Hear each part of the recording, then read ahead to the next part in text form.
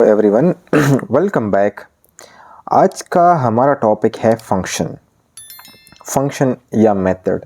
लेकिन अब हमें इसे फंक्शन यहाँ कहेंगे। मेथड जब हम क्लास एंड ऑब्जेक्ट का कंसेप्ट पढ़ेंगे तो वहाँ पर ये मेथड हो जाएगा। ठीक है, अब फंक्शन क्या करता है? फंक्शन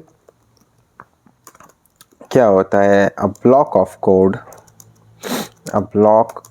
कोड,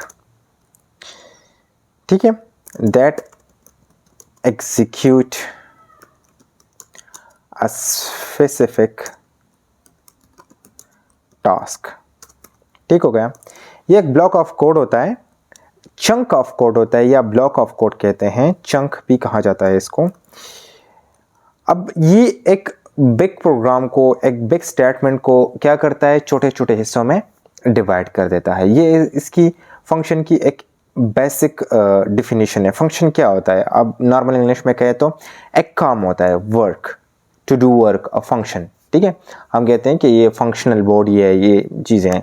ठीक है, तो अब एक बड़ा ऑर्गेनाइजेशन है, ठीक है, उसमें बहुत सी चीज़ें, बहुत से लोग होते हैं जो फंक्शंस प्रोवाइड करते हैं, जो फंक्शन करते हैं, स्पेसिफिक टास्क प्रोवाइड करते हैं। लेट्स से हम यूनिवर्सिटी का सिस्टम ले तो एक डीन होता है, एक आपका प्रोवोस्ट होता है, एक आपका वो क्या होता है, वीसी होता है, टीचर्स होते हैं, एडमिनिस्ट्रेशन होता है, सारी चीज़ें होती है, डिवाइड होते हैं। तो अब बड़ी यूनिवर्सिटी है तो इसको एक बंदा तो नहीं चला सकता ना, इसमें बंदे लगते हैं, तो हर किसी का एक एक फंक्शन होता है। तो इसी तरह से प्रोग्राम में भी आपका बहुत बड़ा प्रोग्राम हो तो आप क्या करते हैं, इसको फंक्शंस में डिवाइड कर देते हैं और हर एक चीज़ को एक अपना फंक्शन देते हैं।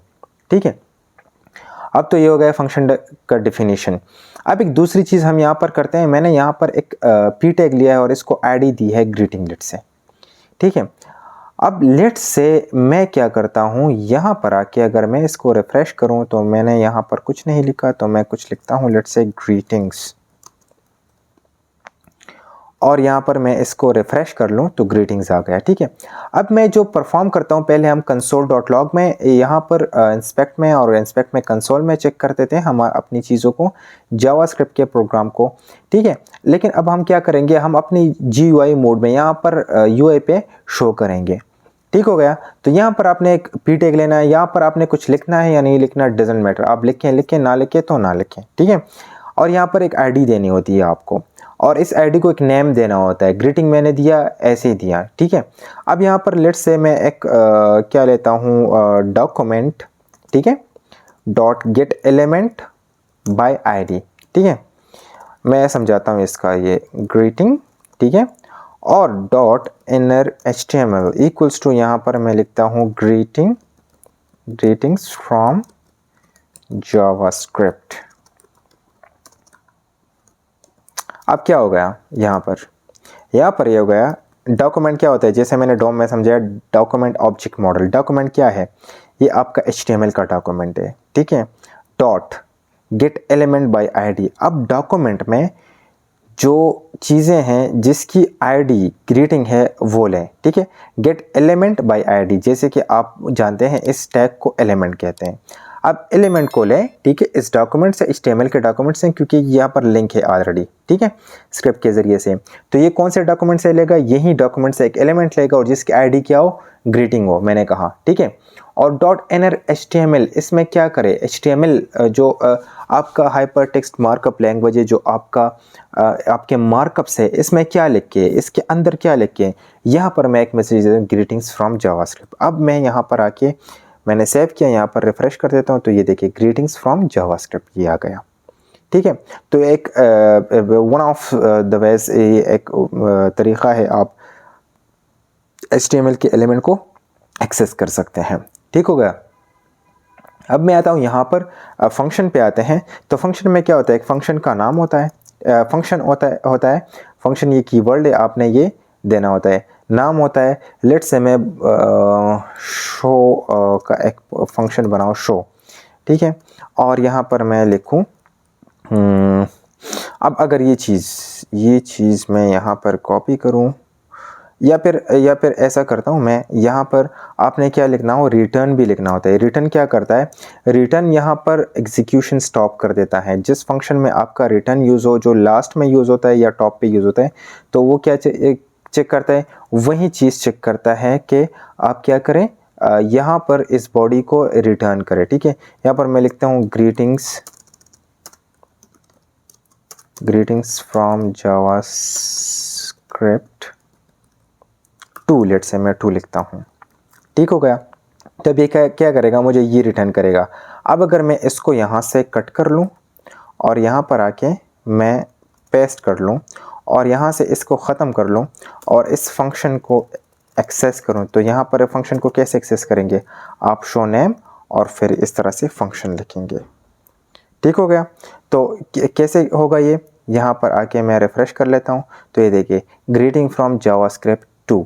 अब मैंने क्या किया है, इन्होंने यहाँ पर ऐसा किया है कि इस फंक्शन को एक्सेस किया हुआ है। अब फंक्शन की बॉडी में क्या है, ये रिटर्न है, return type greetings from JavaScript 2। ठीक है। अब ये फंक्शन नेम है, ये इसको सिग्नेचर कहते हैं। ठीक है, और इसको फंक्शन बॉडी कहते हैं। इसको फंक्शन हेडर भी कहा जाता है, फंक्शन हेडर और ये फंक्शन बॉडी। अब फंक्शन बॉडी में जो होगा वो एक्सेस कर सकते हैं। हाँ, ये तो आपका सिंपल फंक्शन हो गया। ठीक है। अब आप क्या है, दूसरा फंक्शन क्या होता है जिसमें पैरामीटर होते हैं। ठीक है, पैरामीटर क्या होते हैं मैं समझाता हूँ आपको। लेट से मैं एक फंक्शन बना रहा हूँ फंक्शन, और यहाँ पर मैं ऐड लिख रहा हूँ। ठीक है, और यहाँ पर मैं इसको बंद कर देता हूँ और यहाँ पर मैं लिखता हूँ लेट से ए और बी। अब ये पैरामीटर्स हैं। ठीक है, पैरामीटर्स क्या होते हैं, जो हम फंक्शन के हेडर में सिग्नेचर में पास करते हैं। ठीक है, ये पैरामीटर होता है।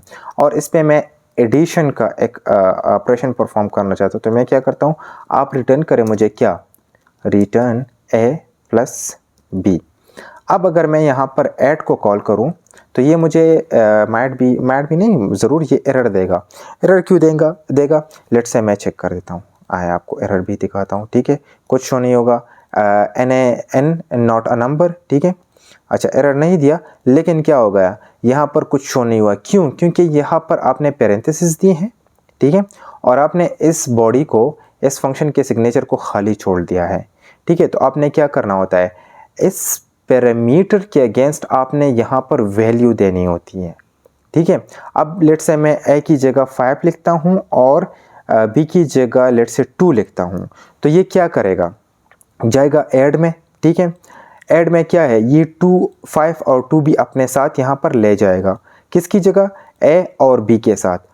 अब यहाँ पर 5 और 2 आ गए। ठीक है, जब ये रन होगा तो ये क्या करेगा, फंक्शन के बॉडी पे आएगा और यहाँ पर देखिए कि ए की जगह 5 है और 2 की जगह बी है, और इस पे कौन सा ऑपरेशन परफॉर्म करना होता है, आपने प्लस का ऑपरेशन परफॉर्म करना होता है। अगर मैं यहाँ पर रिफ्रेश कर लूँ तो ये क्या देगा, मुझे 7 देगा। तो ये एडिशन हो गया आपका। आपको समझ आ गई, पैरामीटर और पैरेंथेसिस में हम पैरामीटर यहाँ पर पास करते हैं, यहाँ पर इसको आर्गुमेंट कहते हैं। आर्गुमेंट मीन यहाँ पर हम वैल्यू पास करते हैं।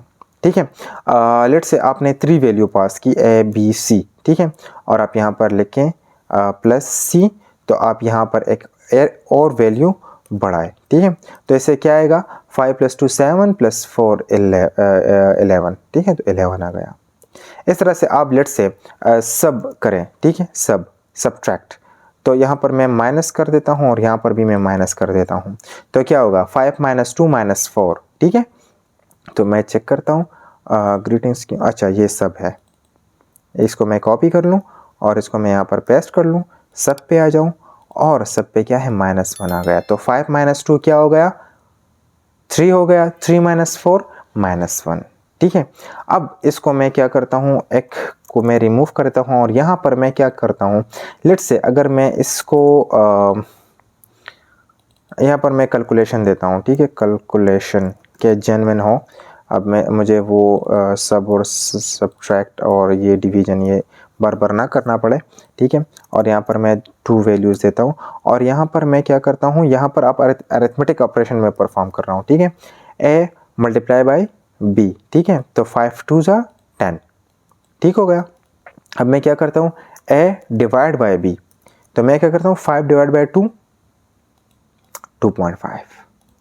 तो ये आपका हो गया फंक्शन। ठीक है, और फंक्शन में हमने एक सिंपल फंक्शन पढ़ा और एक हमने विद पैरामीटर फंक्शन पढ़ा, और यहाँ पर हमने क्या पास किए, आर्गूमेंट पास किए। ठीक है, ऐसे कहते हैं फंक्शन। ठीक है, या फिर मेथड्स भी कहा जाता है, लेकिन वो क्लास एंड ऑब्जेक्ट के कंसेप्ट में होता है।